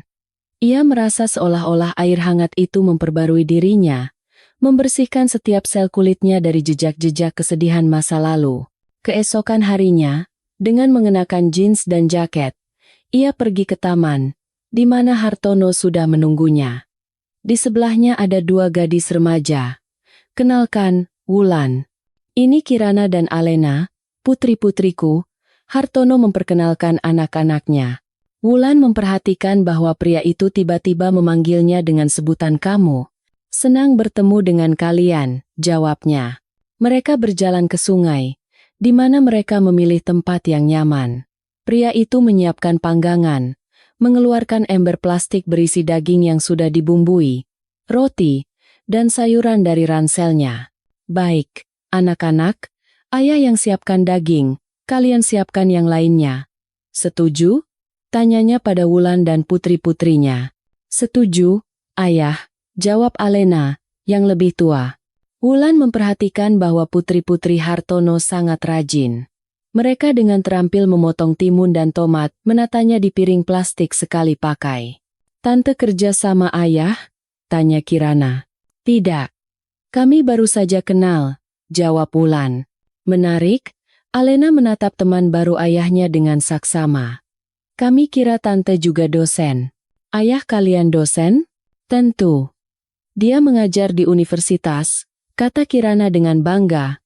Ketika sate sudah matang, semua duduk di atas tikar yang berfungsi sebagai meja darurat. Piknik itu sukses besar. Gadis-gadis itu sopan, meskipun tidak menunjukkan minat khusus pada Wulan. Dan itu justru membuatnya lebih nyaman. Hartono menuangkan teh dari termos, menyodorkannya pada Wulan. Teh Rosella, kata pria itu. Saya buat sendiri, minuman yang sangat sehat dan penuh vitamin. Terima kasih. Anda tahu, saya merasa sangat nyaman bersama kalian, Wulan mengakui. Seperti sudah kenal 100 tahun. Saya sangat senang, kata Hartono sambil tersenyum. Wulan kembali ke rumah ketika hari sudah hampir gelap. Dari mana saja kamu? Bawa minum tidak? Tanya Fikri dengan tidak senang.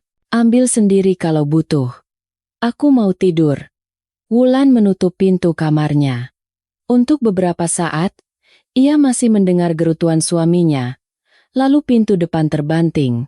Keesokan harinya, Wulan berangkat pagi-pagi ke supermarket tempat ia dulu bekerja sebagai kasir. Ia diterima bekerja kembali. Sebulan kemudian, dalam perjalanan pulang, ia melihat Hartono di dekat toko. Halo, Wulan. Halo Pak Hartono. Kenapa Bapak ada di sini? Sebenarnya, aku menunggumu. Menungguku? Untuk apa? Wulan heran. Mereka berjalan menyusuri jalan setapak dalam diam. Tiba-tiba, Hartono berhenti dan mulai berbicara. Ia berbicara tentang usianya yang tidak lagi muda, bahwa ia tidak pernah berpikir akan ada wanita lain dalam hidupnya. Ia bercerita tentang putri-putrinya yang membutuhkan sentuhan seorang ibu. Lalu ia terdiam, berpikir sejenak, dan berkata, Wulan, aku mendapat tawaran bagus di sebuah universitas di Bandung. Mereka memberikan apartemen yang luas. Ikutlah dengan kami. Bagaimana maksudnya? Wulan tidak mengerti. Ikut saja. Aku tidak menuntut apa-apa darimu. Jadilah temanku, pendampingku di sisa hidupku. Pria itu menatap matanya dengan penuh harap. Tapi, Wulan mencoba membantah, tetapi Hartono menutup mulutnya dengan tangannya. Jangan katakan apa-apa. Kamu punya waktu seminggu. Ia menyodorkan kartu namanya. Ini nomorku. Jika kamu memutuskan untuk menerima tawaranku, aku akan sangat senang dan bahagia. Sekarang, izinkan aku mengantarmu pulang. Sudah malam dan gelap. Mereka berjalan ke depan apartemen Wulan tanpa mengucapkan sepatah kata pun. Wulan tidak butuh kata-kata. Ia sudah tahu bahwa ia ingin berada di sisi pria dewasa, cerdas, dan sangat bijaksana ini. Seminggu kemudian, Hanya dengan satu tas berisi barang-barangnya, wanita itu pergi bersama Hartono dan putri-putrinya ke ibu kota provinsi, meninggalkan Fikri yang tidak pernah sadar dari mabuknya di apartemen. Di rumah mewah keluarga Gunardi, suasana pesta terasa kental. 20 tahun telah berlalu sejak Ivan masuk ke dalam keluarga Olivia dan Gunardi. Selama bertahun-tahun itu, pasangan tersebut tidak pernah sekalipun menyesal telah mengambil anak kecil itu dari panti asuhan. Mereka memutuskan untuk tidak memberitahu putranya rahasia kelahirannya.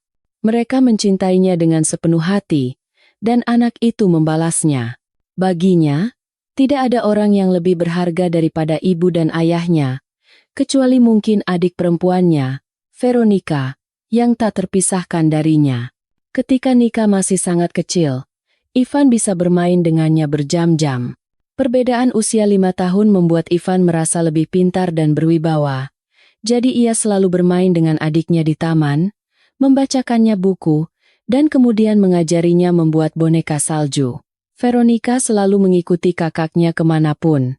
Gadis kecil itu akan dengan gembira berlari ke pintu ketika Ivan diantar pulang dari sekolah, mengambil tas ranselnya yang berat dan menyeretnya di lantai ke ruang tamu. Olivia dan Gunardi bahagia melihat anak-anak mereka. Aku tidak bisa membayangkan bagaimana hidup kita tanpa Ivan dan Nika, kata Olivia. Di masa kecil, putra dan putrinya sering berbuat nakal, membuat asisten rumah tangga Lina putus asa. Linalah yang tahu semua rahasia mereka, tetapi ada kesepakatan antara dia dan anak-anak. Jika kenakalan mereka melewati batas, ia akan segera memberitahu orang tua mereka. Oleh karena itu, Ivan selalu mengontrol permainan gila mereka. Ia tidak mengizinkan Nika kecil berlarian di tangga, tidak membiarkannya pergi ke halaman sendirian, dan tidak mengizinkannya masuk ke studio keramik ibunya saat ibunya tidak ada di sana. Veronica akan segera lulus SMA, sementara Ivan belajar di luar negeri. Hari ini, ia dijadwalkan kembali untuk liburan. Untuk merayakannya, Lina menyiapkan makan malam mewah dan kue favorit Ivan. Kakak beradik itu, meskipun berjauhan, hampir setiap hari berkomunikasi melalui panggilan video. Veronica seharian tidak bisa diam, mondar-mandir di dekat Lina di dapur. Kapan dia datang? Sabar. Pak Gunardi sudah mengirim sopir untuk menjemput Ivan di bandara. Sebentar lagi mereka akan datang. Lebih baik kamu keluarkan perangkat makan yang bagus dan tata piringnya. Lina melihat bahwa Nika sudah tidak sabar, jadi ia mencoba memberinya kesibukan. Ketika mobil masuk ke halaman, adiknya berlari menyambut kakaknya. Ivan, ia melompat ke lehernya. Aku senang sekali. Pelan-pelan, dasar gila, tawa Ivan. Di belakang adiknya, Olivia dan Gunardi keluar ke teras. Semua orang dalam suasana hati yang gembira. Bagaimana penerbangannya? Putra kami dari luar negeri, tanya ayahnya sambil memeluk Ivan. Semua baik-baik saja, Pa, jawab pemuda itu. Ia memeluk dan mencium ibunya, lalu mereka semua masuk ke dalam rumah. Duduk di kursi empuk di ruang tamu, orang tuanya tidak bisa berhenti mengagumi putra mereka. Sudah semakin dewasa, puji Olivia. Anak kita sudah benar-benar besar. Memangnya kamu mau dia terus main bola di halaman, dan diam-diam mencuri kue dari dapur Lina? Tawa Gunardi. Ivan, apa yang kamu bawa untukku? Tanya adiknya sambil duduk di sampingnya. Sebentar, kuambilkan. Pemuda itu meraih ranselnya. Lihat ini. Keren sekali. Model terbaru. Di Indonesia belum ada yang seperti ini. Kakaknya menyodorkan sebuah kotak berisi headphone nirkabel. Pekik adiknya kegirangan. Bu Olivia, makan malam sudah siap. Semuanya sudah saya tata di ruang makan. Kata Lina, masuk ke ruang tamu. Semuanya, silakan ke meja makan. Wanita itu mempersilakan keluarga. Sepanjang hari, keluarga itu menghabiskan waktu di rumah, menikmati kebersamaan. Ayah dan ibunya tidak bisa berhenti bersukacita. Rumah mereka dipenuhi suara, tawa, keceriaan, dan kebahagiaan. Melihat anak-anak mereka yang sudah dewasa bercanda, Olivia merasa bahagia. Kebahagiaannya hanya sedikit terganggu oleh kondisi kesehatan suaminya. Olivia terbangun di tengah malam karena rintihan suaminya. Rasa sakitnya semakin menjadi-jadi, dan Gunardi tidak bisa lagi menahannya. "Sabar, sayang. Aku ambilkan obat," kata Olivia sambil bangkit dari tempat tidur. "Tidak usah. Aku sudah minum." "Tidak mempan," jawab suaminya dengan napas berat. "Lalu bagaimana?" Olivia mencari ponselnya di meja nakas, menelepon ambulans. "Aku panggil ambulans." Ketika mobil ambulans masuk ke halaman rumah mewah itu, seluruh keluarga sudah bangun. Ivan dan Veronica tidak tahu tentang penyakit ayah mereka. Orang tua mereka dengan lihai menyembunyikannya agar tidak membuat mereka sedih. Gunardi dibawa ke rumah sakit, dan istrinya ikut bersamanya. Hingga pagi, tidak ada yang tidur di rumah. Lina, dengan daster dan selendang bunga-bunga, membuatkan kopi untuk anak-anak. "Lina, kamu tahu?" tanya Ivan pada asisten rumah tangga itu. "Tahu kalau ayah sakit?" "Tahu, nak. Tapi aku dilarang keras untuk memberitahu siapapun." Ia meletakkan cangkir berisi minuman harum di depan pemuda dan gadis itu. "Kita berdoa saja untuk yang terbaik. Nika, kita harus ke rumah sakit," kata Ivan dengan tegas. "Sekarang?" Begitu ruang tunggu dibuka, pemuda itu menghabiskan kopinya dan meletakkan cangkirnya di atas meja. "Aku akan mandi dan bersiap-siap. Aku ikut denganmu." "Tentu saja." Di koridor rumah sakit, Olivia duduk. Ia menatap satu titik. Matanya terpaku pada papan bertuliskan "Dilarang masuk." "Mama, bagaimana keadaan papa?" Veronica memeluk ibunya dan mendekapnya erat. "Buruk, nak. Sangat buruk. Tapi semuanya akan baik-baik saja, kan? Dia akan ditolong, kan?" "Aku tidak tahu, sayang. Kita harus percaya dan berharap." "Ma, di mana dokternya? Aku mau bicara dengannya," kata Ivan dengan suara tenang. Wanita itu dengan lesu menunjuk ke suatu tempat di ujung koridor. Pemuda itu berjalan dengan langkah tegas ke ruang dokter. Setelah mengetuk pintu, ia masuk dan melihat seorang dokter duduk di belakang meja. "Selamat pagi. Saya Ivan Gunardi, putra pasien Anda, Gunardi. Silakan duduk, anak muda," tawar dokter itu. "Hasil pemeriksaan baru saja keluar. Ayah Anda dalam kondisi kritis. Ia terlalu lama menunda penyakitnya. Dan tidak ada yang bisa dilakukan?" tanya Ivan dengan cemas. "Bisa. Butuh donor. Tapi dalam waktu sesingkat ini kita tidak akan bisa menemukannya." "Siapa yang bisa menjadi donor?" "Secara teori, kerabat dekat dan orang yang penandanya cocok dengan pasien." "Kalau begitu, biarkan saya menjadi donor." Ivan melompat dari kursinya. "Saya kan putranya. Saya pasti cocok." "Semangat Anda patut dipuji, anak muda. Tapi kita harus melakukan pemeriksaan dulu. Saya benar-benar sehat." Pemuda itu meyakinkan dokter. "Saya mengerti, tapi tetap perlu pemeriksaan. Jika Anda siap, saya akan memberikan instruksi. Anda harus dirawat inap." "Tentu saja saya siap," kata Ivan, lalu keluar ke koridor. Pemuda itu mendekati ibu dan adiknya. "Ma, ayah butuh donor. Kemungkinan besar yang cocok adalah kerabat sedarah. Mencari donor lain akan memakan waktu sangat lama. Aku sudah bilang aku siap untuk operasi." Olivia menatap putranya dengan tatapan yang keruh karena kesedihan. Tidak ada harapan sama sekali di dalamnya. "Tidak bisa, nak. Tidak akan berhasil." "Kenapa?" "Aku kan ingin membantu ayah," Ivan protes, tidak mengerti mengapa ibunya berbicara dengan begitu putus asa. "Aku muda, sehat, akan cepat pulih. Bagi papa, ini masalah hidup dan mati sekarang. Berhenti dan dengarkan aku," kata ibunya dengan suara tegas, sambil menyeka air mata dengan sapu tangan. "Kamu tidak bisa menjadi donor untuk ayah. Kamu bukan anak kandungnya." Ivan berdiri tertegun, seolah disiram seember air dingin. Dalam mimpi terburuknya pun ia tidak pernah membayangkan ibunya akan mengatakan kata-kata seperti itu. Dan ibunya menambahkan, "Kamu bukan kerabat kami secara darah, kami mengadopsimu." "Apa yang Mama katakan?" tanya Veronica ketakutan. "Mama sadar? Mungkin perlu panggil dokter." "Itu benar. Anak-anak. Di rumah akan kuceritakan semuanya.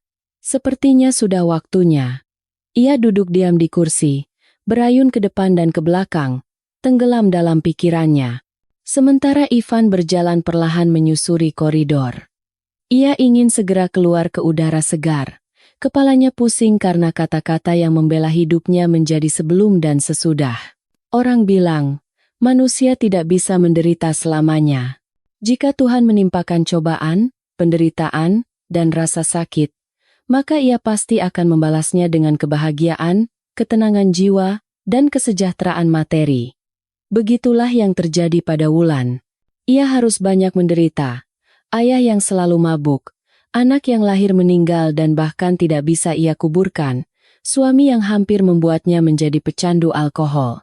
Tetapi takdir mempertemukannya dengan Hartono, pria dewasa, bijaksana, berpendidikan, dan cerdas itu menjadi orang yang paling dekat dan berharga baginya. Pindah ke kota besar bersama Hartono dan putri-putrinya, Wulan merasa bahwa, meskipun segalanya terjadi, ia telah berhasil keluar dari cengkeraman penderitaan dan kekecewaan yang tak berujung. Keluarga itu mendapatkan apartemen 3 kamar yang luas. Hartono terus mengajar di universitas, sementara Wulan mengurus rumah tangga. Suaminya tidak ingin ia bekerja. Gajinya lebih dari cukup untuk menafkahi seluruh keluarga. Gadis-gadis itu menyukai Wulan. Mereka dengan senang hati membantunya menyiapkan makan siang dan makan malam, pergi berbelanja bersama. Wulan menjaga kerapian mereka. Setiap akhir pekan merapikan seragam sekolah dan pakaian lainnya. Ia adalah orang pertama yang mengetahui semua rahasia Alena dan Kirana. Dengannya lah gadis-gadis itu berbagi keberhasilan dan kegagalan di sekolah, serta hubungan dengan anak laki-laki. Kepada Wulanlah putri bungsu Hartono menceritakan bahwa ia sedang jatuh cinta dan akan menikah. Dan saat pesta pernikahan, di hadapan semua orang, ia berterima kasih kepada ibu tirinya. "Terima kasih, Tante Wulan, karena selama ini telah bersama kami." Wulan dan Hartono hidup bersama selama lebih dari 20 tahun. Itu adalah tahun-tahun terbaik dalam kehidupan wanita yang sulit itu. Hartono sudah waktunya pensiun. Putri-putrinya sudah pindah dan berkeluarga sendiri, tetapi pria itu tidak bisa membayangkan hidup tanpa mahasiswanya. Ia terus mengajar. "Bagaimana mungkin aku duduk di rumah dan tidak bekerja?" katanya pada Wulan. "Aku akan gila.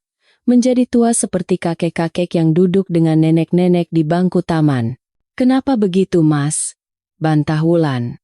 Ia tahu bahwa suaminya semakin sering sakit jantung, dan tekanan darahnya naik turun, memaksanya minum obat setiap hari. "Kita bisa cari hobi lain. Kita bisa jalan-jalan keliling Indonesia. Banyak tempat indah." "Sudahlah, Wulan. Mahasiswa adalah segalanya bagiku. Bersama mereka aku merasa hidup dan dibutuhkan." Hartono meninggal di tempat kerja. Serangan jantung terjadi saat ia sedang mengajar. Kedua putrinya datang pada hari yang sama untuk persiapan pemakaman. Setelah acara tahlilan, Alena dan Kirana mengunci diri di dapur. "Apa yang akan kita lakukan dengan apartemen ini?" tanya Alena pada adiknya. "Kita jual. Sementara menunggu warisan turun, bisa kita sewakan," jawab Kirana. "Ini apartemen 3 kamar di pusat kota, harganya mahal. Tapi kan Tante Wulan tinggal di sini." "Wulan bukan siapa-siapa di sini," potong Kirana. "Ayah memang menampungnya dulu, tapi sekarang ayah sudah tiada. Jadi, biarkan dia kembali ke tempat asalnya." Alena diam-diam merokok, lalu setuju dengan adiknya. "Mungkin kamu benar." Keesokan harinya, mereka mengemasi barang-barang Wulan ke dalam sebuah tas dan mengusirnya. "Kamu tidak tinggal di sini lagi," kata mereka. Bagaimana bisa, Nak? Aku mau kemana? Wanita itu bingung. Itu bukan urusan kami, jawab Kirana, lalu membanting pintu di depan wanita yang pernah menggantikan ibu bagi mereka. Wulan berjalan menyusuri jalan-jalan kota besar. Di tangannya ada sebuah tas besar berisi barang-barangnya, dan di saku jas hujannya ada beberapa lembar uang. Di sekelilingnya, kehidupan berdenyut. Orang-orang bergegas entah kemana, mobil-mobil melaju dengan kecepatan tinggi, tetapi di dalam jiwa wanita yang telah menua dan beruban karena kesedihan itu, terasa hampa. Tidak ada lagi kehidupan di dalamnya. Wulan membeli sebuah gorengan kentang dan segelas kopi dari pedagang kaki lima, lalu duduk di bangku taman, menatap kosong ke depan. Berapa lama ia duduk seperti itu, ia tidak tahu. Di sampingnya di bangku ada gelas dengan minuman yang sudah dingin dan gorengan yang tidak tersentuh. Wulan bahkan tidak menyadari malam telah turun di kota. "Ibu, Anda tidak apa-apa?" Wulan mendengar suara yang terdengar seperti dari langit. "Sadar, Bu." Ia mengangkat kepalanya. Di depannya muncul wajah besar seekor anjing berbulu lebat. Apa di neraka atau surga ada binatang? Pikirnya. Tetapi kemudian, sebuah tangan menyentuh bahunya. "Bisa saya bantu?" tanya sebuah suara wanita. Wulan melihat seorang wanita asing yang sedang memegang tali anjing besar. Wanita itu duduk di sebelahnya. "Ada apa dengan Anda? Perlu panggil ambulans?" tanyanya. Dan saat itulah semua emosi, semua kesedihan yang terpendam di jiwa Wulan, meledak menjadi air mata. Ia menangis terseduh-seduh dan tidak bisa berhenti. Wanita itu mengeluarkan sebotol kecil air dari tasnya, memberikannya pada Wulan ketika ia sedikit tenang. "Nama saya Kartika. Ayo ikut saya. Sudah malam, dan Anda tidak boleh di sini sendirian." Ia membantu Wulan berdiri, dan Wulan dengan patuh mengikutinya. Sekali lagi, Tuhan menolong Wulan, mengirimkan seorang penyelamat. Kartika begitu tersentuh oleh nasib wanita tua itu, sehingga ia tidak bisa melepaskannya begitu saja. Ia sendiri telah mengalami banyak hal dalam hidupnya. Kartika memiliki 4 anak, dan suaminya meninggal ketika anak bungsunya belum genap berusia 1 bulan. "Tinggallah di sini bersama kami. Tempatnya cukup untuk semua," tawar Kartika keesokan paginya. Awalnya Wulan menolak, tetapi wanita itu membujuknya, mengatakan bahwa ia juga butuh bantuan mengurus anak-anak, dan Wulan bisa menjadi nenek bagi mereka. Dan begitulah yang terjadi. 2 putra dan 2 putri Kartika ternyata adalah anak-anak yang sangat cerdas dan penyayang. Seminggu kemudian, mereka mengumumkan kepada semua teman dan tetangga di halaman bahwa nenek mereka telah datang. Wulan membuat kue, dan anak-anak membawanya ke halaman untuk dibagikan kepada teman-teman mereka. Tak lama, semua orang di kompleks perumahan itu mengenal Wulan. Mereka menyapanya dengan sopan. Kadang-kadang mengajaknya mengobrol untuk mengisi waktu. Begitulah, secara tak terduga, Wulan, yang setelah kematian Hartono sepertinya ditakdirkan untuk kesepian, menemukan sebuah keluarga. Seorang putri dalam diri Kartika dan 4 orang cucu. Wulan sudah tinggal bersama Kartika selama lebih dari setahun. Pagi itu, ketika anak tetangga, Budi, membunyikan bel, ia tidur lebih lama dari biasanya dan baru terbangun oleh gemuruh guntur. Setelah mengetahui dari Budi bahwa ada yang mencari Wulan, Kartika turun ke bawah dan keluar ke halaman. "Anda siapa?" tanyanya pada seorang pria muda berpakaian rapi yang berdiri di samping sebuah SUV hitam besar, menatap jendela-jendela apartemen. "Saya mencari Wulan Sari," jawab pemuda itu. "Apakah dia tinggal di sini? Mungkin Anda bisa memperkenalkan diri dan menjelaskan ada apa?" tanya Kartika dengan curiga. "Tentu saja. Nama saya Ivan Gunardi. Berdasarkan semua data yang berhasil saya kumpulkan, kemungkinan besar Wulan Sari adalah ibu saya." Alis Kartika terangkat. "Setahu saya, Wulan tidak punya anak. Jika dia tinggal di sini, izinkan saya bertemu dan berbicara dengannya. Hanya dengan cara itu kita bisa mengetahui kebenarannya." Kartika menatap pria itu dengan saksama. "Ayo ikut saya," katanya, lalu berjalan menuju pintu masuk. Dua orang pengawal mengikuti Ivan, tetapi ia menghentikan mereka. Tunggu di sini. Wulan meletakkan teko di atas kompor, lalu duduk di meja, menyiapkan cangkir. Kartika masuk ke dapur, diikuti oleh pria muda yang dilihat Wulan di bawah tadi dari jendela. Nek Wulan, saya tidak mengerti apa-apa. Tapi orang ini perlu bicara dengan nenek. Kartika tampak bingung. Saya akan tinggalkan kalian. Tidak. Tetaplah di sini, Tika. Kartika menyuruh anak-anaknya, yang dengan penasaran mengamati tamu itu, masuk ke kamar, menutup pintu, mempersilakan Ivan duduk, dan ia sendiri duduk. Pria itu diam, menatap wajah Wulan.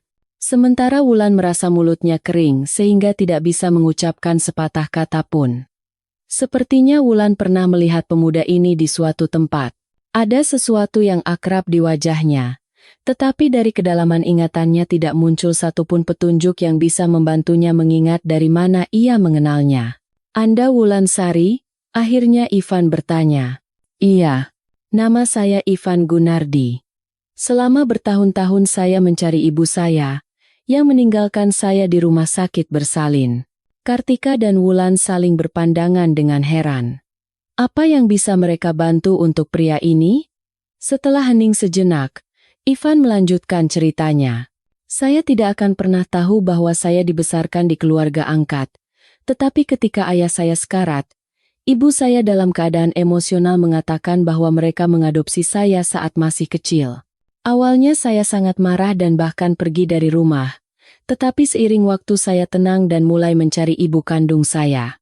Yang saya tahu hanyalah saya lahir di sebuah kota kecil di Jawa Barat dari seorang gadis berusia 16 tahun dan ditinggalkan di rumah sakit bersalin segera setelah lahir. Ribuan kali saya membayangkan bagaimana saya akan menemukannya dan mengatakan semua yang saya pikirkan tentang ibu-ibu seperti itu. Lalu, dalam pikiran saya berterima kasih padanya atas kelahiran saya. Karena saya memiliki kehidupan yang bahagia dan sejahtera, ibu dan ayah terbaik di dunia, seorang adik perempuan yang sangat saya cintai. Semua pencarian saya sia-sia. Jejaknya terputus di rumah sakit bersalin, di mana tidak ada lagi orang yang mengingat gadis 16 tahun itu. Tetapi Ivan beruntung. Saat Wulan melahirkannya, ada seorang petugas kebersihan yang sangat muda bekerja di rumah sakit itu. Sambil mengepel lantai di koridor rumah sakit, ia menjadi saksi percakapan antara kepala dokter dan kakek dari bayi laki-laki prematur yang baru lahir. Pria itu menuntut agar diizinkan menulis surat penolakan. Saya ayahnya. Putri saya masih di bawah umur, jadi saya berhak memutuskan untuknya, kata pria itu dengan lantang. Petugas kebersihan muda itu begitu terkejut oleh keputusan sang ayah sehingga ia mengingat cerita itu seumur hidupnya. Para detektif yang disewa Ivan berhasil menemukan petugas kebersihan ini. Ia sudah menjadi wanita dewasa, sudah lama tidak bekerja di rumah sakit. Tetapi kejadian yang begitu mengguncangnya saat itu tidak bisa ia lupakan seumur hidupnya. Karyawan rumah sakit ini sempat mengikuti nasib si ibu muda itu. Ia tahu bahwa Wulan diberitahu bayinya telah meninggal. Ia juga tahu bahwa bayi laki-laki itu dikirim ke rumah sakit, lalu ke panti asuhan. Begitulah petunjuk-petunjuk itu muncul, yang dengan susah payah membantu saya menemukan Anda. Saat itulah saya mengerti bahwa ibu kandung saya tidak tahu tentang keberadaan saya. Tidak tahu bahwa saya hidup dan sehat, bukan meninggal di rumah sakit. Ivan terdiam. Ia menatap Wulan. Para wanita itu mendengarkan cerita pria itu dalam diam. Air mata mengalir di pipi mereka. Wulan tidak bisa percaya bahwa ayahnya bisa begitu kejam padanya. Ayahnya sudah lama tiada, dan tidak ada yang bisa ditanyai. Di matanya yang dipenuhi air mata kesedihan sekaligus kebahagiaan karena menyadari putranya masih hidup, terpancar begitu banyak penderitaan. Ia ingin bangkit dan memeluk putranya, tetapi seluruh tubuhnya kaku. Dari mata Ivan juga mengalir air mata. Gumpalan di tenggorokannya tidak mau hilang. Akhirnya, pria itu menelan ludah dengan berat dan dengan mantap berkata, "Aku sudah menemukanmu, Ibu. Sekarang kita tidak akan pernah berpisah lagi.